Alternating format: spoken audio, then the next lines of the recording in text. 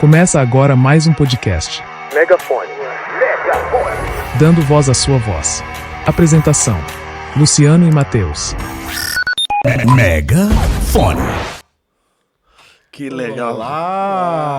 Olá pessoal, tudo bem com vocês? Sejam bem-vindos a mais um episódio aqui do nosso podcast Megafone. Você viu a nossa abertura que chique? Estamos muito chique. Chiquetoso. Pessoal, hoje nós estamos aqui com a Rosângela de Paula, a minha querida, amantíssima irmã. E nós temos aqui o privilégio de falar com a Rô a respeito de espiritualidade na prática da vida cristã, das novidades que ela também tem vivido aí no ministério, nesse desenvolvimento espiritual dela, na maturidade. Então, uma série de coisas que ela vai trazer para nós aqui. É muito conteúdo, muita coisa para falar. Rô, seja muito bem-vinda, ela vai se apresentar e dizer de onde veio, para que veio, mãe de quem. Olá, pessoal. Boa tarde, bom dia, boa noite, né? Qualquer horário que você estiver vendo. Bom, já falou que eu sou irmã dele, né? Tenho 2 filhos, o Rafael e o Henrique. Vó de 3 netos, o Tobias, o mais velho, nosso primogênito, o Yuri e a Aurora. Então, tô aí. Pode perguntar, eu tô à disposição. Você viu que chique? Matheus, hoje você que vai começar, porque eu tô meio doentinho, meio gripado. Então tá bom, vou começar. O pai tá meio doentinho, gente, tadinho dele. Mas a gente queria falar de espiritualidade, né? Gente, a tia Rô, ela é crente há quanto tempo? 29 anos, acabamos de fazer as contas, né? 29 anos, que eu tava contando ali, né? 29 anos que você tá nesse mundo gospel, né? E eu fico, uma pergunta assim que eu queria saber sua, assim, da sua percepção, o que você vê que vem mudando nessa relação de Deus, fé, essa juventude, a nossa geração que questiona muitas coisas, né? E que a igreja tá tentando responder, tá mudando, né? Eu percebo uma mudança. Mas assim, grande. você com essa tua experiência, como que você enxerga essas mudanças? Eu acho que é bem pontual, né? Necessária, tá? Quando eu entrei, né? Praticamente 30 anos atrás, a igreja tinha um formato. Uhum. E nesse decorrer desses três décadas, a gente vê tanta coisa acontecendo, tantas mudanças, e hoje, novamente, a gente vê mais uma mudança nas igrejas. Aquelas pessoas que a gente pensa assim, não, elas não vão vir para a igreja, que é a juventude. Hoje nós vemos um envolvimento tão grande da juventude dentro das igrejas, buscando, vendo essa necessidade de conhecer um pouquinho mais de Deus. Então, pelo menos na minha igreja, a gente tem visto um grande investimento, né, nos jovens e nos adolescentes também. Nós temos hoje na nossa igreja um culto de adolescentes na sexta-feira à noite que tem 800 jovens. Nossa. Então, assim, eu vejo que não é nem só a igreja, mas a necessidade dessa nova geração buscar e ter essa intimidade com Deus, que é o que eu penso que é só assim para a gente permanecer na presença do Senhor, tendo intimidade com Ele. Legal, dentro desses 30 anos de igreja, eu acho que é uma pauta bem legal para te perguntar. Que quando a gente se converte, nós ouvimos muito, neófito na fé, aquele que é novo na fé, que está começando. E a gente tem uma percepção dessa palavra do neófito, né? A gente acha que é só o novo convertido, aquele que está um mês na igreja. Mas agora, com 30 anos de igreja, você percebe que tem um outro prisma com relação a neófito da fé. Como é que você enxerga, até que tempo você se sente neófita, ou em que marcos que foram acontecendo para te trazer maturidade espiritual? Eu vejo que tudo isso se resume em envolvimento, tá? Quanto menos envolvido você está, mais neófito você vai continuar sendo e por muito mais tempo. Se você entrar na igreja e você começar a trabalhar e começar a conhecer Jesus e conhecer a palavra do Senhor, você pode logo ter experiências, como eu estava contando aqui algumas para vocês, e você vai crescer no Senhor, não é crescer às vezes na igreja. Por exemplo, eu fiz teologia assim que eu entrei na igreja. Logo que eu entrei, fiz teologia. E na época que eu entrei, todo mundo que fazia teologia era pastor. Então, fazia teologia, fazia seminário, né, que a gente chamava assim, já era considerado pastor. E eu não tinha esse entendimento. Eu pensei assim, eu vou fazer seminário para eu conhecer a Bíblia. E aí eu já me envolvi em vários ministérios e já comecei a trabalhar na igreja naquilo que era necessário. Onde eu via que era necessário, eu ia lá e trabalhava naquilo. Então eu fui crescendo no Senhor, crescendo na igreja, porque eu me envolvi. E muitas pessoas que estão lá na mesma igreja que eu entrei há 30 anos atrás, estão lá.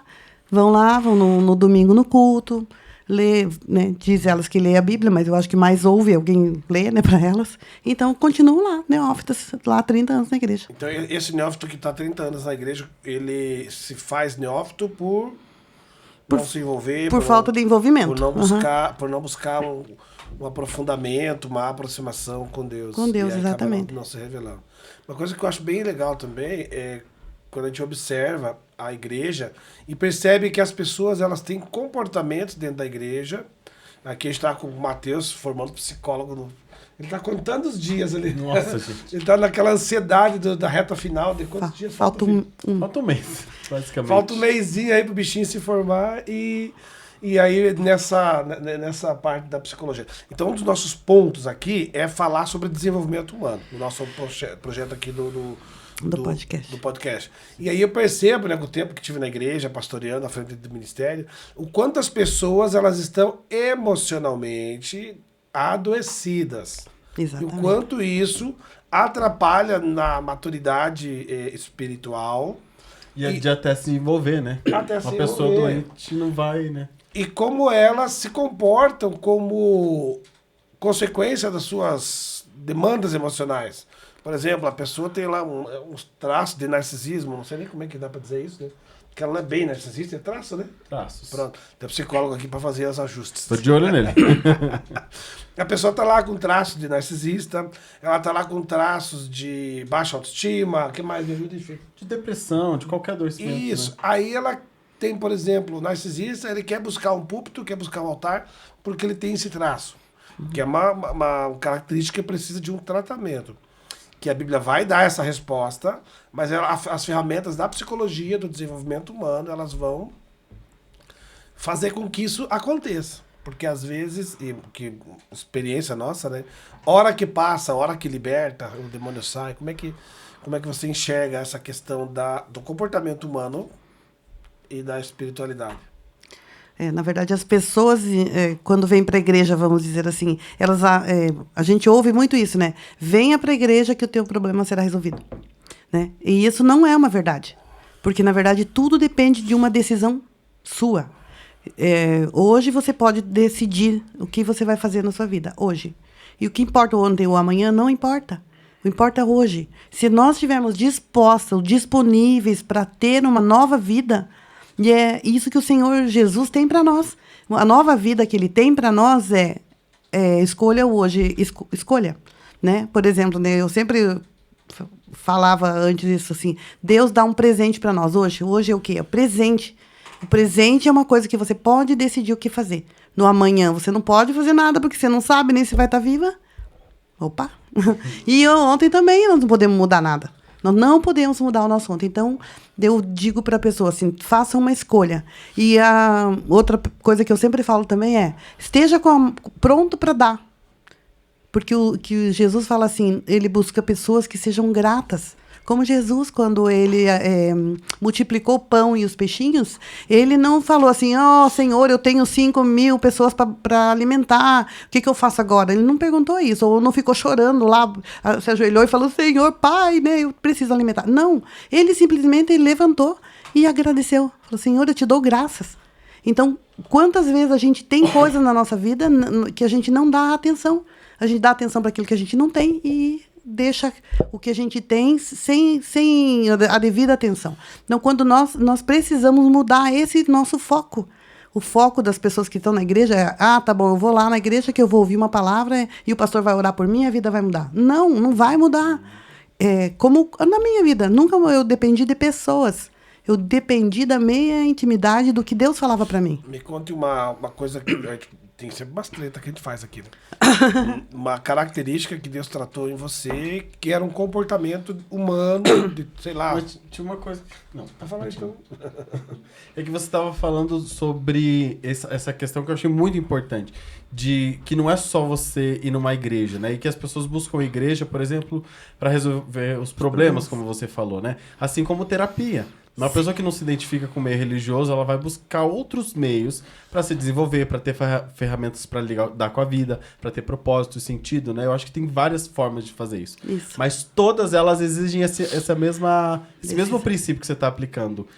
é você querer. Me lembra muito da história não sei se é Aristóteles ou Platão, que os discípulos chegaram para eles e falaram assim: por favor, amarre essas pessoas da cidade para que elas sentem e escutem o que você tem para dizer, porque você tem uma coisa muito importante, algo muito valioso para dizer.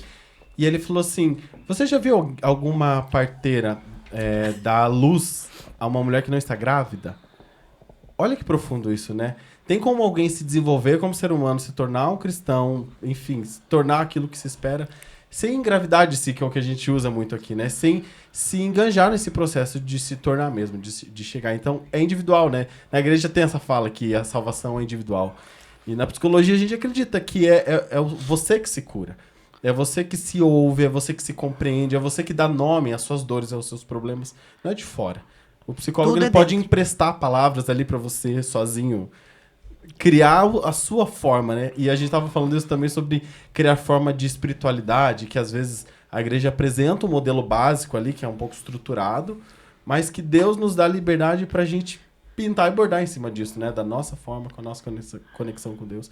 Então, acho que isso tem tudo a ver com o desenvolvimento humano.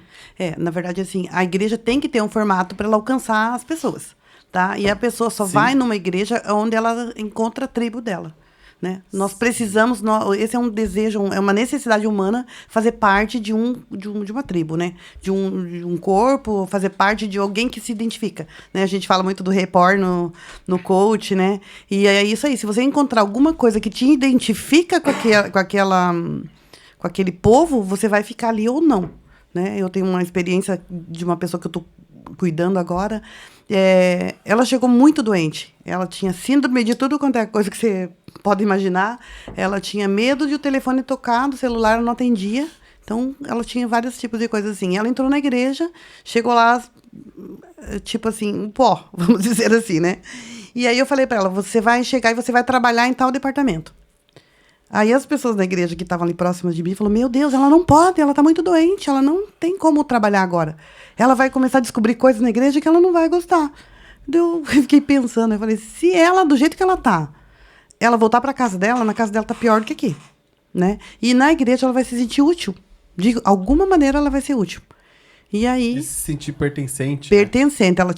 Ela tinha que ir para a igreja. Ela não tinha vontade de ir, ela não tinha desejo nenhum. E nem via que lá estava a resposta para as dores dela. Só que ela era útil. Entendeu? Como ela era útil, a igreja precisava dela, vamos dizer assim. Claro que a igreja não precisa de uma pessoa só. Precisa de um corpo. Né? E se ela não for, outra pessoa vai fazer. Só que ela tinha que ir porque ela se comprometeu. Eu falei: você deu a tua palavra, você se comprometeu, agora você tem que ir. Tipo, dei uma obrigação para ela. E aí eu empurrei ela, mesmo que até a liderança dela não queria muito que ela fosse. Nossa. Uhum. Como é importante não desistir do outro, né? Uhum. Aí o que aconteceu? Esses dias atrás, ela falando comigo, ela falou: nossa, Rô, se eu não estivesse trabalhando na igreja, eu já tinha desistido. É uma coisa... Ela tá no processo ainda. Tá no processo ainda, tá no processo. O desenvolvimento humano, quem usa essas ferramentas normalmente é a TO, né? A terapia ocupacional. Terapia ocupacional, exatamente. Mas é bem legal, porque quando a gente olha para o desenvolvimento humano, tudo que a gente acaba falando aqui, de uma certa forma, a gente encontra na Bíblia. Como Deus... Porque a Bíblia, além dela ter a palavra de Deus, ter ali a revelação do Evangelho através de Cristo, do reino de Deus... ela também conta a história de uma sociedade. Sim. Então, todos os desenvolvimentos humanos, eles estão aqui também, né? E Jesus, ele vai sempre dando uma orientação, discipulando a igreja, como lidar com tudo isso. Então, às vezes, tem coisas que te falam: nossa, mas isso já está na Bíblia há muito tempo. Então, essa questão de botar para trabalhar, que a terapia ocupacional usa, a gente já usava isso na igreja lá e é uma escolinha nossa também. É uma escolinha nossa. E isso faz diferença na vida da pessoa. Eu até ia contar aqui, eu falei: bom...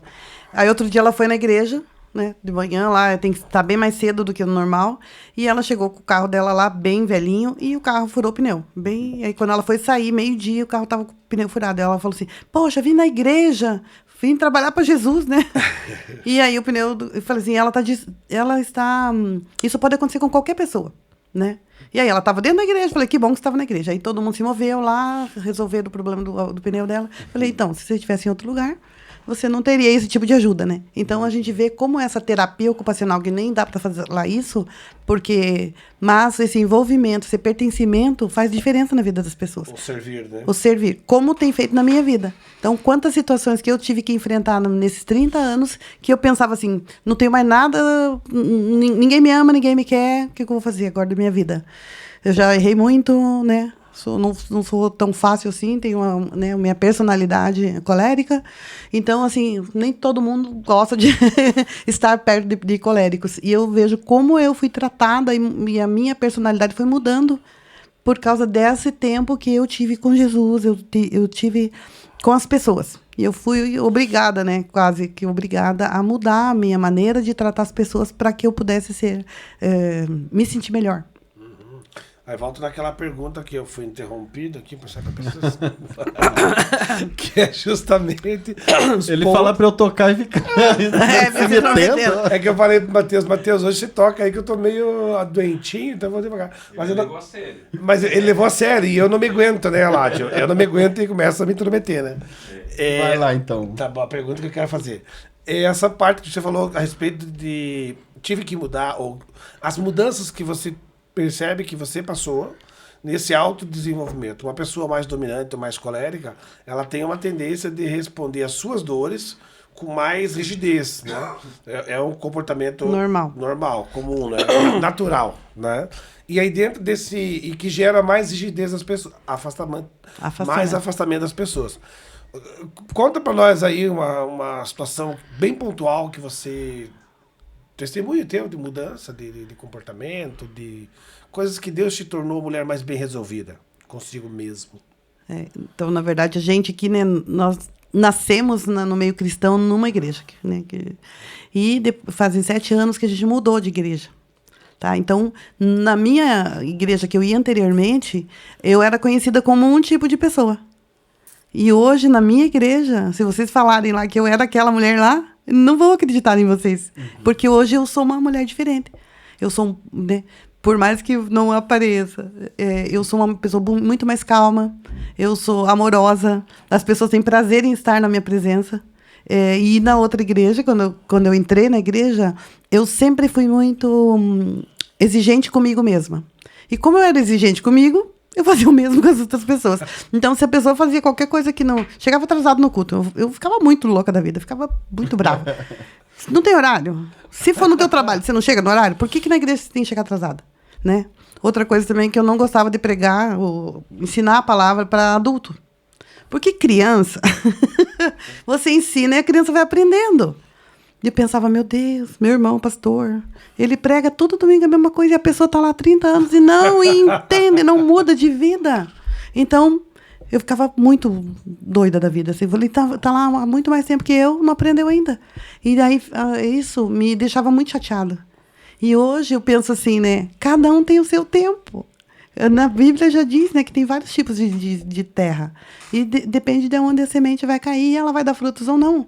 Então, na minha vida hoje, eu vejo assim, como o Senhor foi misericordioso comigo, né? E ele também teve paciência e esperar que eu tivesse no tempo certo, né? Por fim, você era só mais uma daquelas pessoas que você enxergava. Precisa falar isso? No podcast. No podcast me expondo. Derrubando, né? Mas todo mundo é isso, né? Isso Exatamente. É algo de todos nós. Não, na verdade, assim, isso não... Hoje, se talvez ele tivesse falado isso um tempo antes, eu falava... Tinha ofendido. Eu tinha me ofendido, né? magoado. E como eu me ofendia. E hoje, não. As pessoas falam as coisas e eu só dou risada. Então, o que você consegue pontuar? Qual foi a tua maior mudança? Eu era assim, agora sou assim. Eu era... tanta coisa que eu era. Você amadureceu. Eu amadureci, eu era imatura e hoje eu sou mais madura. Eu me ofendi, bem resolvida. Eu acho que as coisas vão acontecer sim, vão continuar acontecendo e eu tenho que simplesmente fazer uma escolha. Se eu vou me ofender com aquilo ou não. Olhando para a igreja de 30 anos para agora, você olha, é o mesmo tipo de personagem estão lá, mas você não é mais a mesma. Não. E uma coisa também bem importante, antigamente eu falava assim, eu não mudo. Quer me amar, me ame. Do jeito que eu sou.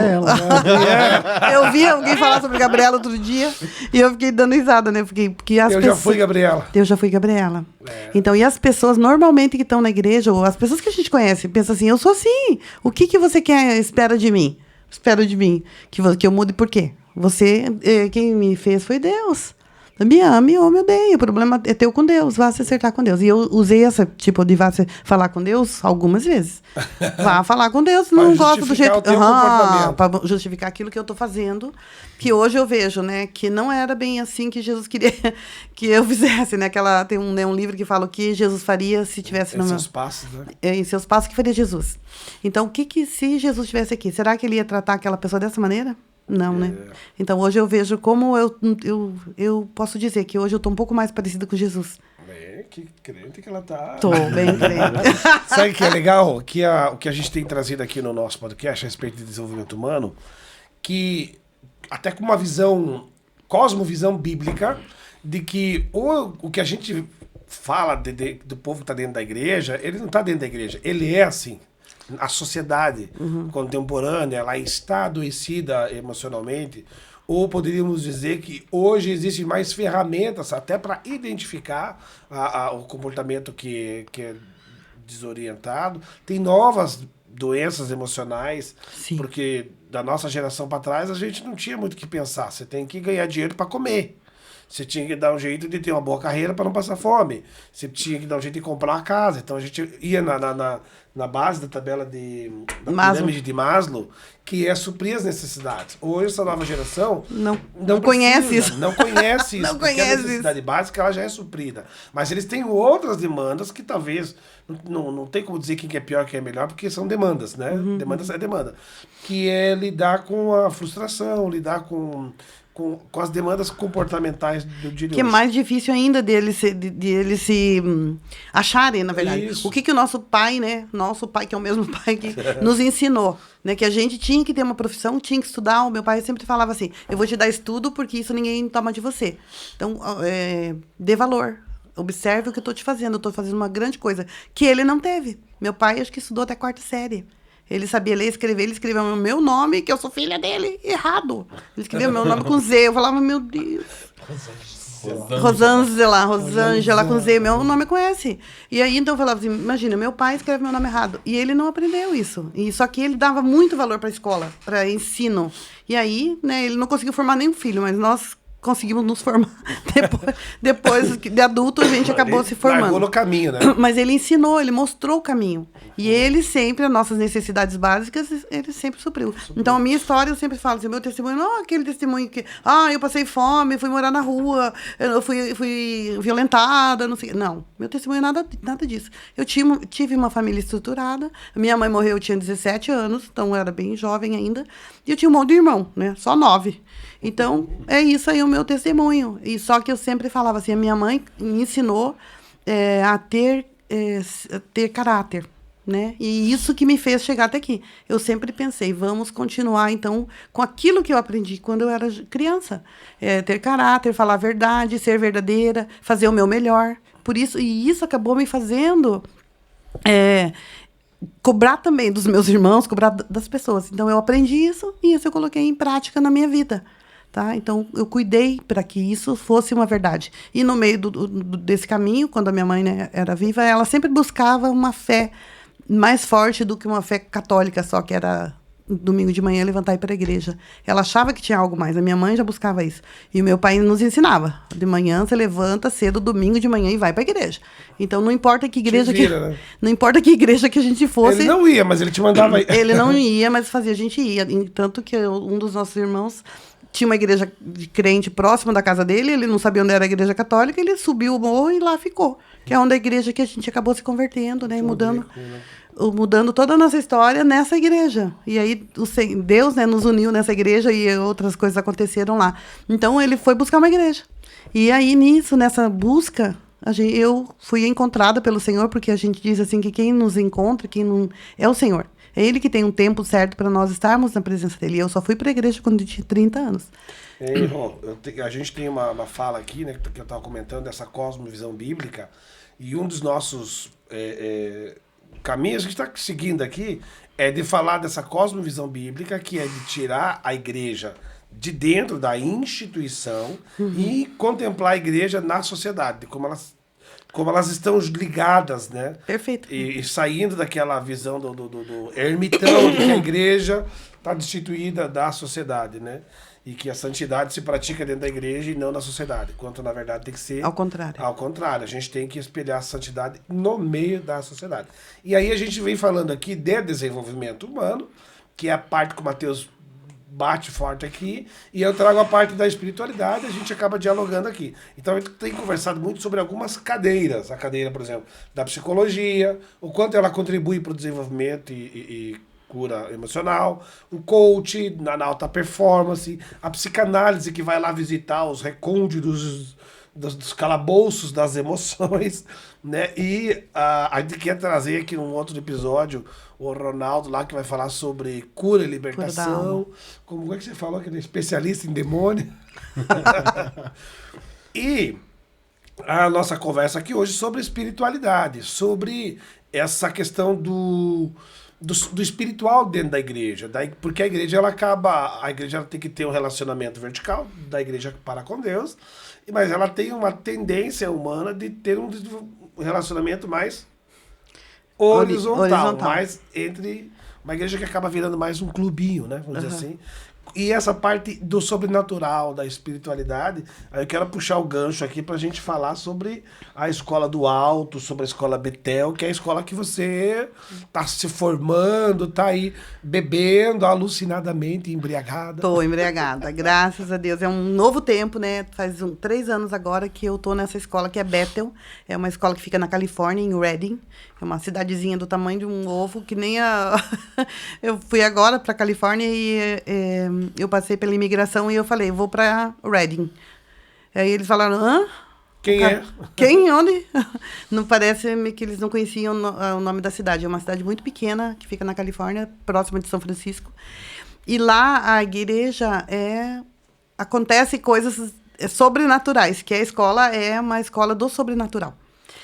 Mas conta do início lá. Quando que você conheceu essa escola, pra gente entender um pouco? Então, aqui em Curitiba, na igreja Menonitas ali do Água Verde, nós temos o pastor Carlos, que agora é pastor lá.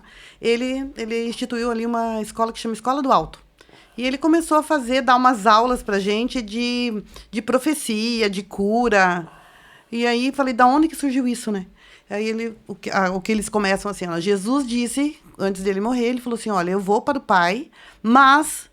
vou deixar vocês, e eu vou deixar o Espírito Santo, e vocês vão fazer coisas maiores do que eu fiz quando eu estava aqui. E Jesus, ele multiplicava o pão, ele fez tantos milagres, né? Transformou água em vinho e etc. Tantos milagres que ele fez, e falou para nós que nós iríamos fazer coisas maiores que isso. E nós não temos visto nesse tempo hoje, né, nas igrejas acontecer. Quer dizer, na verdade, faz 30 anos que eu estou na igreja, eu nunca vi isso acontecer nas igrejas. Principalmente curas, né? Que todas as pessoas que tinham uma enfermidade, que foram até Jesus, foram curadas. Todas. Não teve nenhum que foi até ele que saiu sem ser curado. E aí, então, a escola ensina isso. Eles dão resgate. O resgate disso. E eles têm essa questão, né? Essa pergunta. Como nós podemos incorporar esse manifesto de ser maior que Jesus? Não é maior que Jesus. Não maior que Jesus, mas fazer aquilo que Jesus falou que a gente faria. Sim. Né? Então, eles ensinam isso. E a primeira coisa que é o mais importante que eles ensinam é ouvir Deus. Como ouvir Deus, né? Porque tem tantas vozes hoje em dia, como, né? Hoje tem a IA, né? Que é tão complicado a gente saber hoje o que é verdade e o que não é. Eu acho que essa maneira de a gente ver a IA é a mais fácil de você identificar, né? O que é Deus e o que não é. O que é verdade e o que não é. Então, essa escola, ela dá uma abertura na nossa mente, nos nossos olhos espirituais, para entender. Porque, como eu disse, né, quando eu entrei na igreja 30 anos atrás, todo mundo que fazia seminário era para ser pastor. E, na verdade, Jesus não falou isso. Jesus fala para nós sermos igreja fora da igreja, fora das 4 paredes. E é isso que é essa nova visão que nós temos hoje. Então, os jovens, como eu disse que tem muitos jovens, os jovens, eles não vão lá para o púlpito da igreja. Eles vão alcançar quem? A escola, os pais. Amigos do trabalho. No caso de adolescente, não tem trabalho, às vezes não tem trabalho ainda, né? Mas aonde eles estão? Então, é onde nós estamos. Deles, né? O ambiente que você tiver. principalmente dentro de casa. Então, é isso que eu acho muito importante hoje. Hoje, o que mais se prega é isso. Você tem que ser o representante de Jesus aonde você estiver. Então, a proposta da Escola do Alto ou da Betel, ela é uma proposta de retorno ao sobrenatural. Atos. Viver atos na sua vida hoje. Quinta-feira passada, nós estávamos na igreja lá na Advec, no culto da Vitória, e o pastor trouxe uma palavra maravilhosa a respeito de Atos 8, né, de quando o Espírito Santo veio e tomou a igreja, e foi, assim, pregação vale muito a pena assistir lá no tá lá na internet, tá no YouTube. Daquela cantora, ai Jesus, Sueli Jefferson, são os cantores tão famosinhos aí, mas até são muito jovens, né, mas o menino surpreendeu, assim, com a unção e com a palavra. E eu quero falar de 3 coisas que ele citou que eu achei bem legal. Que aí ele fala assim, que quando o Pentecoste aconteceu, o Pentecoste foi uma manifestação mega sobrenatural. Línguas repartidas, línguas estranhas, então houve uma manifestação sobrenatural. Que aí, mas a Bíblia diz assim, de repente, aconteceu, né? Aí, e ele enfatizou isso que eu achei muito top, que ele diz assim, de repente, as pessoas falam, nossa, de repente aconteceu. Ele, de repente, não do nada. Existia um povo que já estava ali buscando, orando, clamando, indo atrás de alguma coisa. E de repente aconteceu. Então ele fala dessa busca, né, da oração, do Espírito Santo. Ele falou assim, na tua vida é do nada ou é de repente? É. As pessoas vão olhar para você, você vai buscar Deus, as pessoas vão olhar, nossa, de repente. Não é do nada. Mas esse de repente, né, que a gente fala, é o momento que aconteceu ali. Gostaria de falar aqui, é um processo. Então, todas as coisas na nossa vida têm um processo. Então, muitas vezes você está passando pelo processo e, de repente, né, acontece alguma coisa. Então, esse de repente sempre vai acontecer no meio de um processo. E no processo você não está vendo, né? Você não vê. No processo você não está vendo, mas de repente... mas, pum, por exemplo, se você acontece. plantar qualquer tipo de semente, né? A semente, se ela não morrer, se ela não for enterrada, se ela não tiver sobre alguma coisa, né? Que é sobre a terra, ela, de repente, ela vai surgir. Brota, né? Brota. Aham. Então, quem está vendo todo o processo que está acontecendo com ela? Que ela está lá, coberta, cheia de lama, né? Cheia de água envolvendo ela, está quase morrendo afogada. E aí, de repente, ela sai com o broto para fora. E aí, de repente, a gente vê o resultado de todo aquele processo. Então, o que eu vejo em tudo isso, no meio da minha vida, né? Todo esse tempo que eu tenho andado com Jesus, que o de repente do Senhor pode ser agora. Mas eu vejo assim que na igreja, quando a gente está envolvida no meio, as pessoas vão lá sempre buscando alguém que seja um iluminado. E a Escola do Alto, ela prega isso, né? Que as pessoas vêm buscar o iluminado, que é alguém que está no púlpito, na frente de um microfone, trazendo uma palavra. E o que eles falam para você? O que Deus falou com você hoje? Então, o que Deus falou com você? Você buscou o Senhor hoje? O que Ele disse para você fazer hoje? Então, cada vez que você buscar o Senhor e você seguir o caminho dele, o que Ele tem para você hoje, quem vai ser o iluminado? Você mesmo. Uau! É essa a palavra. Então, nós somos todos iluminados. Nós todos podemos profetizar. Nós todos estamos prontos a partir do momento que você esteja no processo e ouça a voz do Senhor e siga aquilo que Ele tem para você. E aí você pode fazer o quê? Fazer a tua escolha. Eu podia escolher vir aqui hoje ou não. E eu pensei, o que eu vou fazer aqui? O que eu vou falar? Quem eu posso atingir com a palavra do Senhor que é plantada na minha vida? Ela foi plantada em mim. E, de repente, né, como eu disse, eu estava numa viagem agora, acabei de voltar. E, no meio, eu tinha acabado de chegar lá, aconteceu uma situação muito complicada aqui no Brasil e eu não podia fazer nada. Mas eu comecei a ser atingida por aquela situação. E aí eu falei, meu Deus, e agora? Não sei o que eu posso fazer? Deus, né? Não estava tudo sob o teu controle. E comecei a ficar, vamos dizer, desesperada. Falei, vou voltar embora. Sendo que eu tinha uma imersão, uma coisa que faz 3 anos que eu estava esperando acontecer. E aí eu me deixei envolver pelaquela situação. E o meu filho, calma, mãe, fique tranquila, vai dar tudo certo. Quando você voltar, aproveita que você está aí gastando em dólar. E mesmo assim, ele falando, eu não conseguia ouvir. E aí, de repente, eu parei e falei, Deus, toma conta dessa situação, porque eu não posso fazer nada hoje. Eu não posso, mas o Senhor pode. Aí eu me acalmei, meu espírito, e consegui orar por uma pessoa e ver uma cura lá, de uma oração que eu fiz.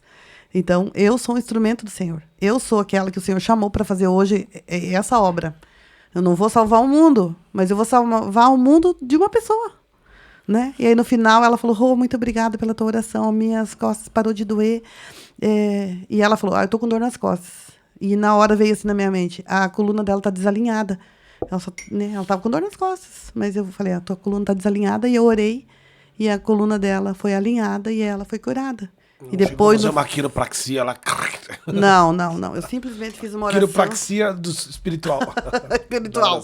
E ela não teve mais a dor na coluna, e ela pôde aproveitar a imersão toda. Que benção. E acho que no dia que eu orei por ela, foi no dia que eu tava com a minha mente a 1000 por hora, tentando resolver meus problemas aqui no Brasil, que eu não podia. Outra coisa que o pastor falou nessa pregação também, que tem tudo a ver com o que a gente está falando aqui, ele fala de Pedro e João quando estão indo pro templo, e na porta do templo eles encontram lá o aleijado, né? E o aleijado pede uma esmola, e eles falam, não tem ouro nem prata, mas o que eu tenho eu te dou, levanta e anda. Aí ele falou, as pessoas estão vindo para a igreja para buscar ser cheios e para ver se o culto é legal. Lá no meio, quando eles se conectam com Deus, é que eles vão sentir a presença de Deus, e no final estava gostoso. Ele falou assim, nós temos que ir pro culto já cheio, a gente só vai lá para adorar. Então, no meio do caminho, as coisas vão acontecer. Eles não estavam saindo do culto cheio, eles chegaram no culto cheios, na igreja. E aí eles puderam falar de Jesus, e o milagre aconteceu na entrada. Porque eles já estavam cheios, sem depender de um momento no culto, ou de alguém, como é que você falou, iluminado, tá inspirando, né? Eles estavam já iluminados, e eles oraram. Foram alcançados. E aí o pastor, né? O assembleiano pregando é muito legal, né? Porque aí assim é aquela coisa bem legal, né? Falando sobre você já chegar cheio no culto, falando daqueles homens, dos amigos que de repente iam lá e colocavam ele lá na porta, mas ele continuava com só uma parte funcionando e a outra não funcionava. Falou, Jesus não quer que você funcione pela metade, que é uma outra parte que eu fico pensando que é importante sobre a espiritualidade, que é, você tá na igreja, a tua vida espiritual tá 100%, mas a tua financeira não tá. Você tá na igreja, o teu financeiro tá muito bem, mas a tua família não tá. Qual é a tua metade que não tá funcionando? E por que não tá funcionando? E o quanto a gente para que Deus venha e cure a parte não funcional. Porque aqueles amigos levavam o rapaz lá pra porta do templo, a parte que funcionava, ele estava funcionando, ele falava e pedia esmola. E ok. Mas não conseguia andar. Mas ele, ao invés dele... Exato, não conseguia andar. Ele não estava por inteiro. Eu posso estar na igreja falando e pedindo por todo mundo, mas e a outra minha parte que não funciona? Aonde que eu busco essa... O que a Escola do Alto ensina sobre isso? Na verdade, uma das coisas, né, que eu acho que as igrejas ensinam, mas as pessoas não entendem. Aquela história, né, aquele que tem ouvido ouça, que Jesus fala isso. Para que existe o culto? Né? Para quê? O culto não é para cultuar o homem, é para cultuar o Senhor. Que entendimento que as pessoas têm disso. Eu escuto muito isso, o esvaziamento dos rituais, né? Não sei se a palavra seria ritual no contexto religioso. Ritual também, porque é um culto. É como um culto, por exemplo. Tem culto a tudo que você quiser. Só que lá nós vamos para quê? Para cultuar o homem ou para cultuar a Deus? O Senhor, na Bíblia, diz assim, que o Senhor busca, que ele está olhando para a terra, buscando verdadeiros adoradores. Então ele não busca pastor, não busca missionário, ele não busca... Currículo. O que ele busca? Adorador. Quem é que está lá na igreja para adorar a Deus? Então, normalmente a gente... Né, o Luciano está aqui, pastor... E quantas vezes a gente fala assim, não, vamos fazer um culto nessa formatação, porque daí as pessoas vão se sentir bem aqui dentro. Tá? Quando eu entrei na igreja que eu estou agora, fazem 7 anos que eu estou lá, eu pensei, falei com Deus, Deus, eu quero ficar nessa igreja se eu tiver alguma coisa para acrescentar na igreja. Eu não fui lá na igreja buscando assim, o que essa igreja pode somar na minha vida. Então, quando eu estou com a mão aberta para dar porque é isso que eu estava fazendo, eu estava com a mão aberta para dar. Como eu posso ser útil aqui? Né? Eu cheguei lá numa igreja de 3, 4 mil membros, de uma igreja pequena de 100 membros, que eu era a tia do filho do pastor, eu era a irmã do pastor, eu era. Né? Presidente de missão, várias coisas que eu já fiz na igreja, e eu cheguei lá, eu não era ninguém, e ninguém me conhecia, a não ser Deus. E o Senhor foi me levando a conhecer pessoas e foi fazendo diferença através da minha vida, e hoje eu sou bem conhecida numa igreja de 4 mil membros, e sendo que eu ia lá para servir. Eu não me lembro alguma vez que eu fui lá para buscar alguma coisa. Claro que eu ia lá para adorar o Senhor. Claro que eu ia lá para... Mas a maior parte do tempo, eu ia lá para servir. Né? E tô lá há 7 anos e eu vi como o Senhor fez diferença. Tanto que eu tô há 3 anos nessa escola, na Bethel. Eu entrei 3 anos atrás sozinha. E eu fui e falei pro pastor. Falei, pastor, conheci uma escola, tal, eu vou fazer essa escola. Ele, amém, filha, Deus te abençoe, vá com Deus, né? Tem custo, tem tudo, ele falou, ok, vai, você já está abençoada. E aí, esses tempos atrás, esse ano agora, o meu líder foi na minha igreja e estava pregando, sendo que o pastor não sabia que ele era o líder da escola que eu fazia 3 anos já, né? Aí ele falou assim, você é essa escola que você faz? Eu falei, né? É essa escola que eu faço. E por meu intermédio, que é o Richard Gordon, que é um dos líderes da igreja lá da Califórnia, esteve na minha igreja e o meu pastor não teve que pagar nada, não chamou ele, nada. Ele foi lá servir a igreja, né? E foi muito lindo o que Deus fez, porque fez um mover dentro da igreja. E comecei há 3 anos, né? E hoje nós somos em 8 alunos. E uma das alunas é a esposa do pastor. Está fazendo a escola. Então eu vejo. A pastora Sinorá Vergara. Ela está fazendo a escola Bethel. Uhum. Eu falei assim, imagine, né? Eu não vou dizer, eu não fiz nada, eu não sou iluminada. Sim, eu sou iluminada, sim. E aí, na Escola do Alto, eles ensinam a gente também assim, que é por causa de nós, é por causa de mim. E nós precisamos assumir isso, que o Senhor usa a nossa vida para propagar o evangelho, para fazer a obra dele. Então, nós somos importantes. Aquela história assim, não, falsa modéstia, né? Não, você é abençoada, Deus usa você para curar. Sim, Deus cura, Deus me usa. Eu sou um instrumento que o Senhor usa. E antigamente, quando alguém falava assim, você orou e eu fui curada, né? Eu falava, não, foi Deus. Foi Deus, sim, com certeza. Eu não vou deixar de dar a glória para o Senhor. Mas eu sei que o instrumento que o Senhor usou fui eu. Entendeu? Então, isso é muito importante, é muito legal quando a gente tem esse entendimento. Sim. Que nós somos amadas do Pai, do jeito que a gente é. E isso, não adianta eu ir lá e pregar na igreja, no púlpito, as pessoas não vão ouvir. Mas quando ela tiver uma intimidade, quando ela tiver uma experiência real com o Senhor, que se de repente aconteça na vida da pessoa, aí sim a gente vai ver a diferença, de repente. É muito engraçado, porque eu sempre me considerei uma pessoa muito espiritual. Sempre. Eu sempre me senti conectado com Deus. Mas, como o pai usou uma palavra aqui agora, né, que a igreja é um clubinho, eu nunca me senti pertencente a esse grupinho. Esse grupinho eu nunca coube ali. Então, eu precisei sair da igreja.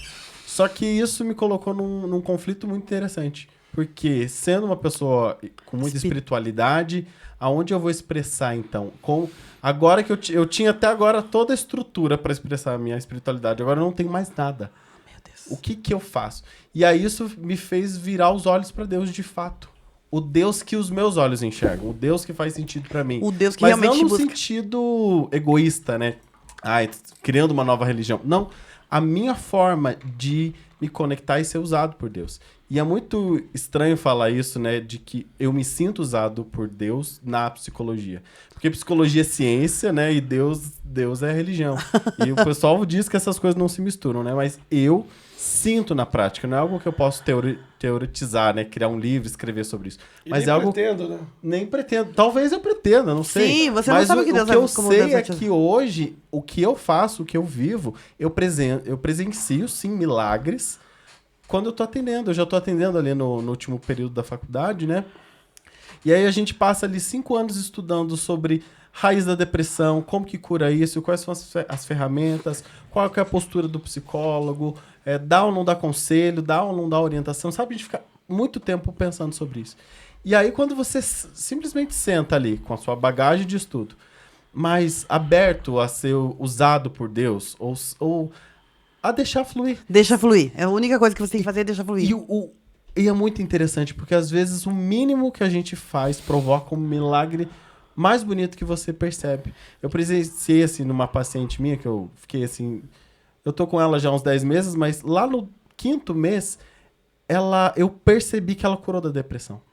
Eu percebi que ela não estava mais ali com demandas de depressão. Qual que é o sintoma da depressão? É a desesperança. Nada vai acontecer. Não vê olho, não tem olhos de esperança pra vida. De esperança. Tudo tá despedaçado. Cinza. E aí eu comecei a ver, eu percebi. Ela demorou pra perceber o quanto ela tinha melhorado. Mas eu comecei a ver, eu falei assim, cara, Funcionou. eu acredito nesse Deus. Eu não sei dizer, não sei descrever. Mas eu tô sentindo uma coisa aqui, eu acho que Deus é isso. Deus espera isso de mim. Isso é ser igreja. Isso é ser igreja. Isso, eu tô conectado com o reino de Deus. E aí me trouxe uma paz alegria no e coração paz. de que eu não preciso necessariamente estar num clubinho, eu não preciso estar na igreja.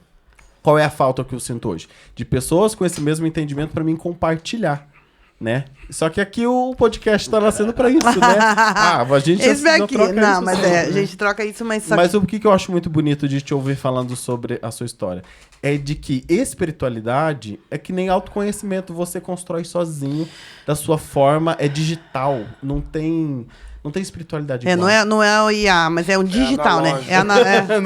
Não é digital. Gostei da analogia. É analógico. Não é analógica. Na verdade, De é identidade, identidade. E exatamente isso na escola lá, né, da Bethel, que eu tô fazendo, que eu tô realmente mergulhada na escola, e mudou a minha percepção disso. Talvez você seja um próximo aluno, já tá acabando a tua escola e você vai entender, porque a igreja que a gente vive, ela tá numa caixinha. Só que o que Deus tem para nós não cabe dentro da caixinha. E a gente precisa ter esse entendimento. Que o amor do Senhor, como no momento que eu tive numa aula, e eu senti como veio dentro de mim, que Deus falou para mim, o amor dele por mim era incondicional. Então, no momento que eu estava lá, cheia de neuras, né, me culpando de muita coisa, e o Senhor fala assim, o meu amor por ti é incondicional. Eu não sou uma pessoa que fala palavrão. Acho que o Matheus, não sei se me ouviu falar palavrão na minha vida. Falar palavrão. E eu falei, agora eu tenho um palavrão para mim. O meu palavrão é incondicional. Achei que era paralelepípedo. Não, é muito melhor. Incondicional. Então, esse Incondicional. amor incondicional, que tamanho da palavra? Eu nem sei quantas sílabas dá, né? É muito grande. É incondicional. Então, o que quer dizer isso, incondicional? Não tem condição. Não tem condições. É interessante observar esses movimentos, né, do desenvolvimento da igreja em si. Quando você pega a história da igreja e estuda de forma teológica, você vê os movimentos. Eu comentei aqui rapidamente do ermitão, né, que é aquele grupo que saiu da sociedade para viver na montanha, porque eles queriam ser os santos dos santos lá, né, super santos. São movimentos. Então, eu percebo assim que Deus, e tem algumas, poderíamos dizer, dispensações, movimentos que Deus faz. Por exemplo, nos anos 80 ali, a igreja no mundo, ela assumiu essa postura mais pastoral, de acolhimento, né? E a gente vive hoje, inclusive o pastor Odilon fala sobre isso, no tempo do conhecimento, do desenvolvimento do saber, Do né? intelectual. Do intelectual, que são coisas macros. Mas eu sempre vejo Deus movendo também coisas de pequenas ajustes e pontuais. Por exemplo, nós vivemos um tempo bacana perto da Jocum, de Jovens com a Missão, que a galera leva muito para o aconselhamento, um cuidado, um tratar daqueles grupos Que é necessário, periféricos, né? Pessoas que estão ali nas margens, os marginalizados. Precisando né? do básico, né? Precisando do básico. E hoje eu vejo esse em cima de uma realidade instaurada. Hoje existe uma igreja fora da igreja. Uma multidão de Hoje gente. a igreja está sendo... Não é mais a célula, tá? Porque toda a célula tinha um líder lá. Uma pessoa que liderava um grupo de pessoas. Foi necessário. Foram estações que a gente passou. Né? Na minha igreja, quando eu entrei, tinha acabado de passar por esse tempo. Mas tem as células aí. Tem célula ainda. E a célula é um tempo de cuidado, é uma maneira de você fazer parte de um grupo. Tá? É necessário ainda. Só que não é mais isso que a igreja se movimenta em função disso. Tá? Então, a igreja não está mais se movimentando nesse sentido, só que ela continua fazendo aquilo que Jesus falou. Né? Levando o nosso testemunho. Por exemplo, toda vez que eu encontro o Mateus, que não são muitas vezes, mas a gente se encontra no meio de toda a família ali, a gente acaba sempre tendo um tempinho nosso. Que a gente acaba tendo essa intimidade. Uma conexão que é só nossa, né? É uma conexão só a gente acessa. que é Deus. Só vocês sabem o que está E acontecendo. aí, então, eu também fui sempre rebelde, né? Na minha família, fui rebelde. Desencaixado, né? Na igreja, né? Tanto que eu era chamada de pentecostal numa igreja que não era pentecostal, que eu não sabia o que era isso. Eu tinha alguns movimentos que eu fazia. Eu era rebelde, né? É que a autenticidade no meio de condicionamento... não encaixa, né? Não encaixa. Eu sou aquela pecinha do quebra-cabeça que nunca tinha lugar certo. Mesmo no meu lugar, eu não me encaixava. Então... São movimentos que Deus permite e que eles... também são movimentos que Deus permite e também eu enxergo aqui na nossa linguagem de desenvolvimento humano movimentos que o ser humano faz por dores, por necessidades. Então vem aí o advento do desenvolvimento da mulher, da grande explosão feminina, do feminismo, essas maluquices que estão aí e que mexeu com o comportamento do homem, da mulher, dos papéis na própria sociedade. E hoje a gente vê muitos desequilíbrios, mas houveram muitos ganhos também, né? E a igreja ela tem que dar uma resposta para tudo isso. E hoje um movimento muito grande as igrejas encheram ali nos anos 80 e hoje, vamos dizer assim, tem muita gente, como o pastor falou esses dias, hoje eu sou um crente não praticante. O que não se ouvia, né? Hoje não se ouve. Antigamente são crentes desigrejados. Isso, desigrejados. E, na verdade, não necessariamente não praticantes, mas desigrejados, que são crentes fora da igreja. Como é que concebe, como é que isso funciona? E como é que essas pessoas vão pro céu, né? Como é que vão ser salvas? A minha preocupação... Qual que é o futuro disso, né? Acho que minha preocupação é mais assim, o que isso diz sobre o método de ser crente que vem sendo levado até agora? Eu acho que essa seria a minha reflexão. O que Deus está querendo dizer pra galera, assim? Tá todo mundo saindo da igreja. Na minha visão alguma coisa não tá funcionando. Na verdade, assim, não é todo mundo, porque do mesma maneira que muitas pessoas estão saindo da igreja, muitas pessoas estão vindo. Sempre tem essa troca, fluxo. O fluxo sempre existiu e sempre vai existir. E, na verdade, assim, faz muito tempo que eu vi uma pregação assim, o mal está crescendo, certo? Só que o bem também está crescendo. Sim, sim. Então, eu lembro que eu ouvi isso e ficou gravado em mim. Quantas pessoas nascem durante o dia, de um dia? Quantas pessoas passaram hoje numa entrevista e foram chamadas para ter um novo emprego? Então, quantas pessoas saíram do hospital, receberam alta do hospital, foram curadas através da mão de médicos? Então, se o nosso problema é o quê? Que a gente, hoje já não tanto, né? Mas a gente tem uma TV que dita aquilo que a gente vai viver. E isso não é verdade. Isso realmente é uma manipulação.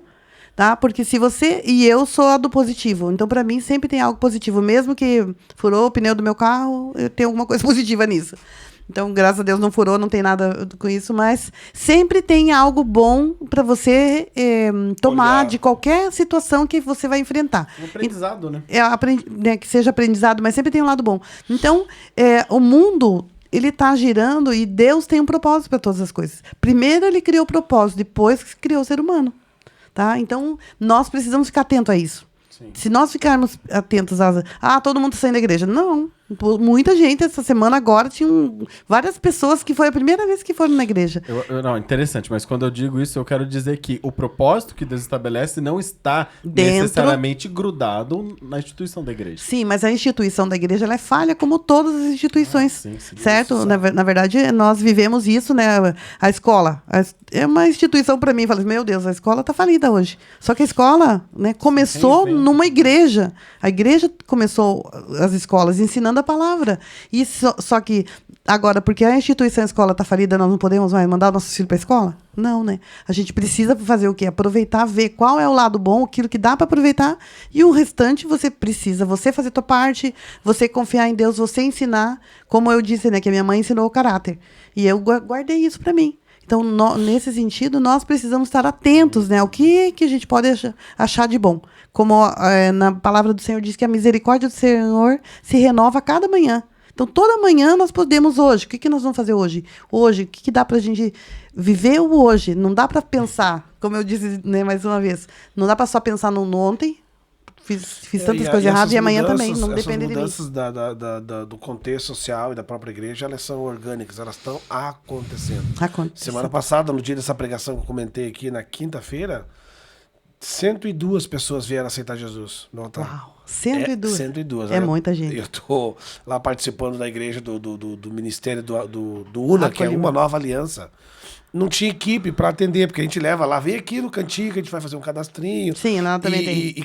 E das boas-vindas, não tinha gente, porque não tinha 100 pessoas na equipe, foi um mover-se muito lindo, muita gente aceitando a Jesus. E aí o pastor falou, pessoal dos outros ministérios aí, do louvor, os obreiros, vem ajudar o UNA aqui, porque tem muita gente. E não foi do nada, né? E não foi do nada. Foi de repente. De repente. Deus fez tema, né? O processo. Foi maravilhoso. Foi muito legal. Aí hoje, que é quinta, vai ter outro de repente. Outro de repente. Só que de repente a igreja está 21 dias orando, de manhã, de tarde e à noite. Uma campanha de oração. Uau! 7, 18 às 22, todos os dias. De repente, um pouquinho antes de começar a campanha, o pastor movimentou os 15 pastores e foram fazer visita nos lares. Uau! Entendeu? Falou assim, quem quer receber uma visita aqui, faz o cadastro. E, então, assim, a igreja é grande lá também, eu não sei quantas visitas pastorais foram feitas, mas assim, de repente... 102 pessoas. 102 pessoas, mas os pastores estão orando, os pastores estão visitando, os ministérios estão se movimentando, a igreja está organicamente refletindo Cristo. Estruturada para receber essas pessoas. E nessa mudança toda, Rô, qual o caminho que Deus tem te conduzido para o seu ministério? Que você está recebendo, e agora? Na verdade, você falou ali sobre sobre como que a sociedade está alcançando hoje as pessoas. Nós vimos essa mudança de sociedade onde a mulher tem que estar na frente e os homens, hoje a gente vê quantas mulheres são responsáveis pelos celulares. Né? Principalmente financeiramente, cuidando dos filhos. Ontem eu vi um story de uma mulher lá. Ela saiu do carro, pegou todas as compras e o marido no celular atrás dela. Daí ela pegou, fechou com o pé, acho que fechou a porta do passageiro, do bagageiro, e foi indo na frente e o marido atrás. Daí ela entrou na casa, não sei como que ela conseguiu entrar, né? Porque ele não abriu nem o portão. Aí ela chegou, guardou todas as coisas e ele chegou e sentou no sofá. Daí ela foi e sentou, assim. Daí ele foi lá e fez um carinho nela. Aí, assim, qual o peso que a mulher tem carregado hoje? Então, o que o Senhor tem me dito? Qual é o custo desse feminismo? Qual é o custo que gerou desse feminismo desenfreado, praticamente. Mas que tem muita coisa boa, mas... Tem muita coisa boa, sim. Essas coisas que acabaram acontecendo. Eu acho que se perde quando tenta ocupar o lugar errado do machismo, né? Que é a superioridade. Então, eu sinto que o lado ruim do feminismo é tentar ocupar o mesmo lugar e não transformar as relações para que elas sejam mais... Não é igualitárias, porque nunca vai ser igual. Mas é mais respeitosa, respeitando as diferenças e as na verdade, por exemplo, eu sempre fui uma mulher assim, como eu fiquei órfã muito cedo, eu tive que cuidar da minha vida. Então, em vez de eu esperar que alguém fizesse por mim, eu ia lá e fazia. E não estava errado, vamos dizer assim. Por muito tempo não teve errado. Só que eu não aprendi a receber. Entendeu? Eu não estava pronta para receber. E nesse tempo que eu tenho vivido agora, eu vejo que dá para a gente ser mais leve. Entendeu? Eu não preciso carregar um fardo pesado. E eu vejo ainda hoje nas igrejas, e principalmente com as mulheres, isso que as mulheres têm feito. Carregado um fardo pesado que não é delas. E querendo resolver um problema que não depende só delas. Então, onde Deus tem me levado agora, nesse tempo, né? Nessa estação, eu vejo assim. Nós temos uma mentoria que chama Experiência do Lar, e que onde a gente serve a mesa e as pessoas vão conversando entre si. São poucas pessoas, 6, 8, depende do tamanho da mesa. Mulheres. Onde mulheres se reúnem para tomar um chá. Como a gente diz, isso que é mais barato do que fazer uma terapia, né? E onde elas podem se abrir e com um lugar seguro Então você pode abrir, você pode estar segura de que aquilo que está acontecendo naquela mesa não vai sair É um dali. programa de mentoria, isso? É um programa de mentoria. Aham. E essa experiência no lar é uma ferramenta, É uma ferramenta, uma tarefa?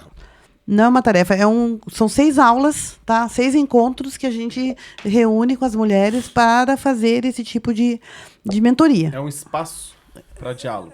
É um café da tarde, né? Mas é uma experiência à mesa. E eu faço parte, junto com a Vivian Oliveira, do Sempre Viva Mulher. É um grupo também de mulheres, de mentoras, e a gente tem várias mentorias que a gente aplica para as mulheres também, para elas serem curadas, para elas abrir o espaço da vida para que o Senhor, através da palavra, através de mentorias, né, elas possam ser alcançadas. E eu também estou me capacitando agora para ser uma terapeuta de mulheres.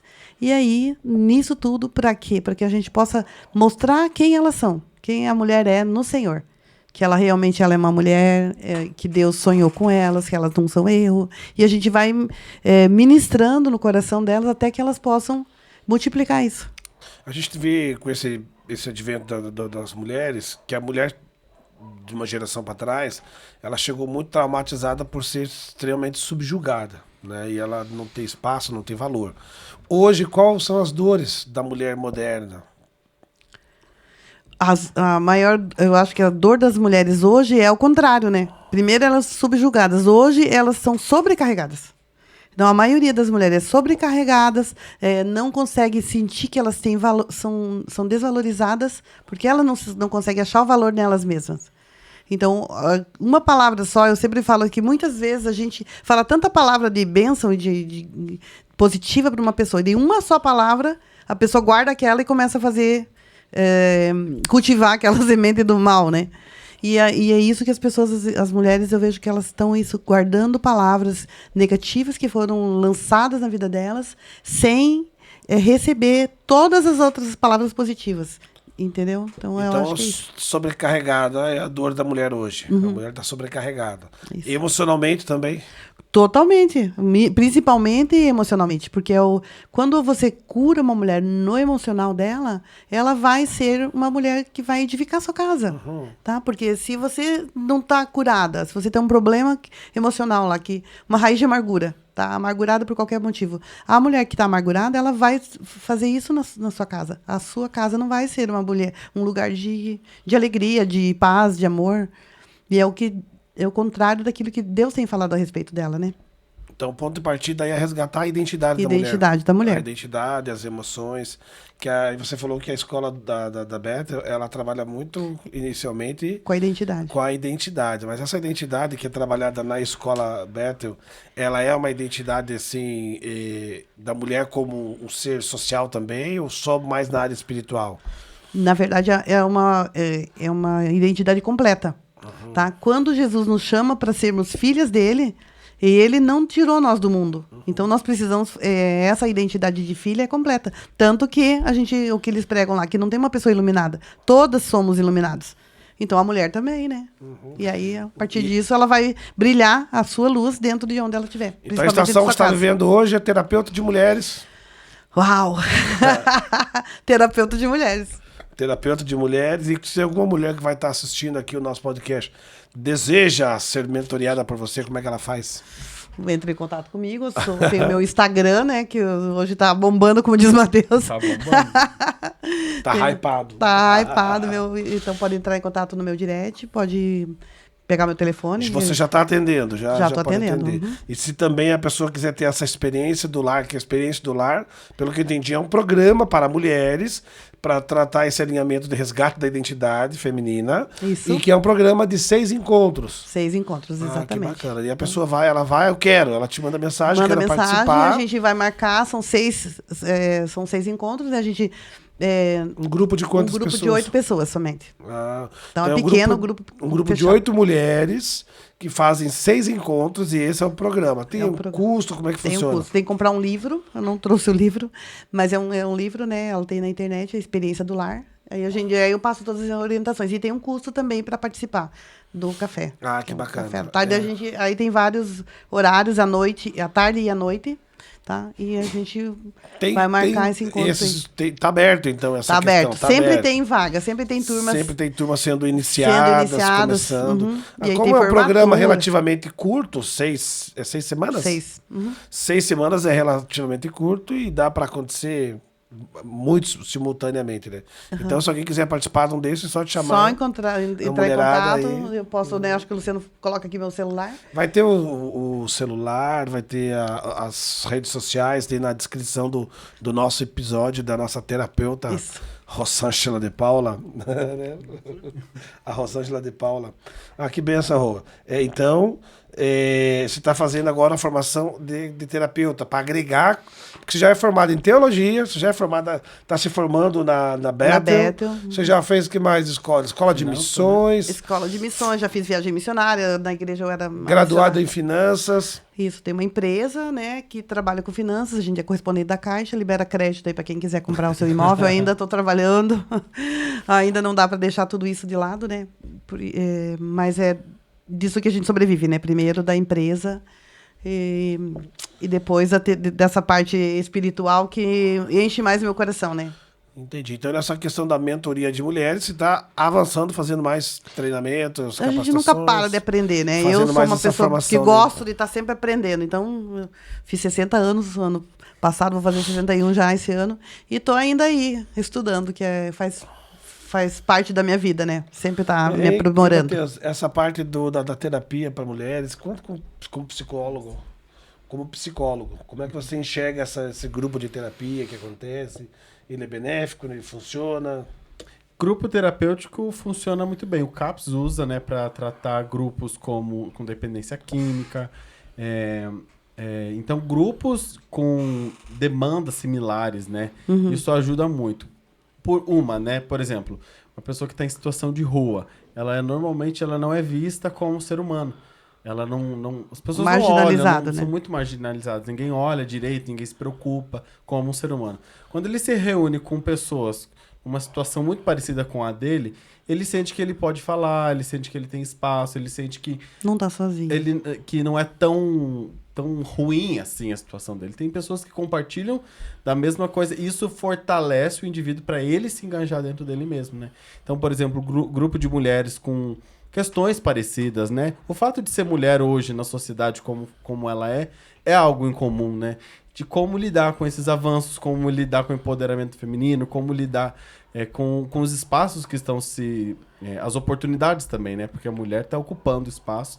Como saber aproveitar. Então, eu acho que faz total sentido, assim, grupo por identificação, né? Sim. Quais são as ferramentas que são usadas aí nesse grupo? Como é que você falou? CAPS? É o grupo terapêutico, Grupo né? terapêutico, eu estava imaginando aqui, ó, que você vai usar ele como ferramenta. A escuta ativa.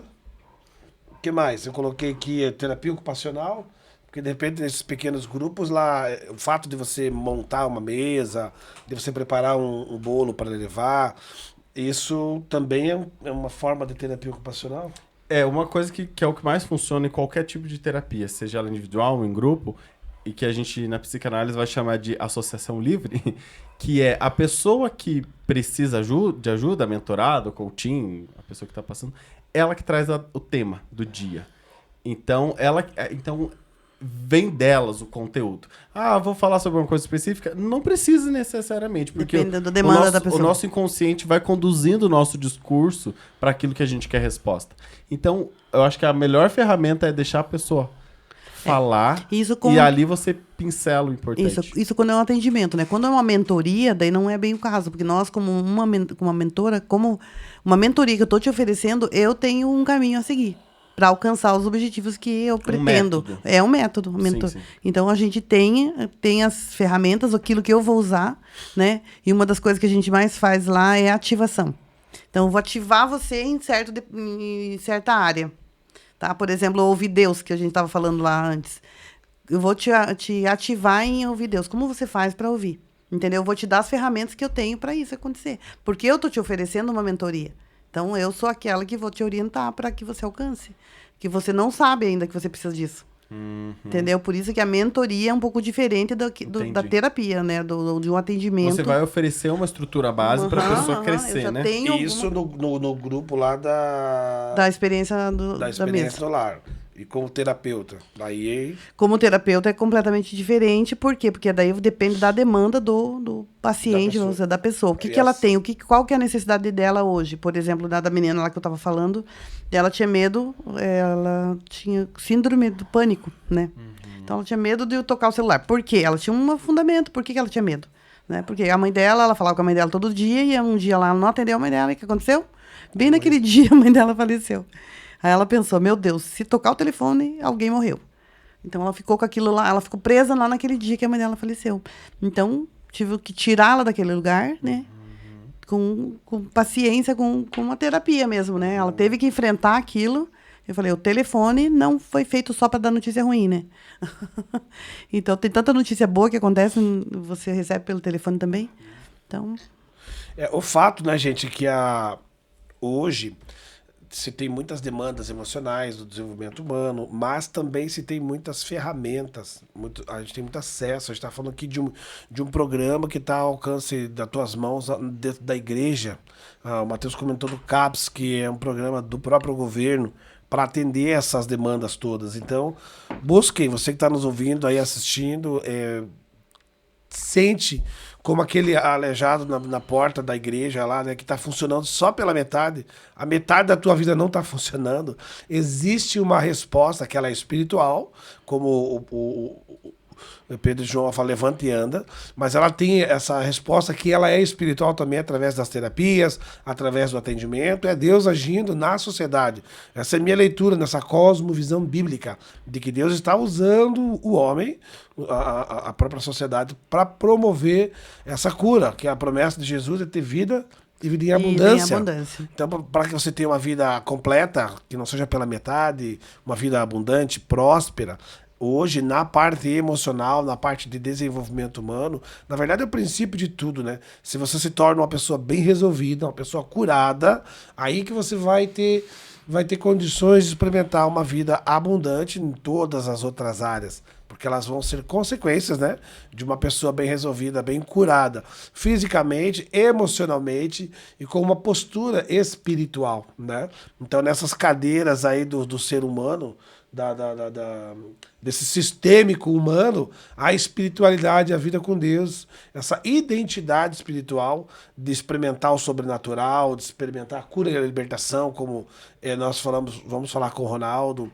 Esses dias eu entrevistei o pastor Denner lá, que lembra do Denner? Nossa. Que ele faz missões na Índia, né? Esse servir, que a linguagem da psicologia é dentro da TO, né?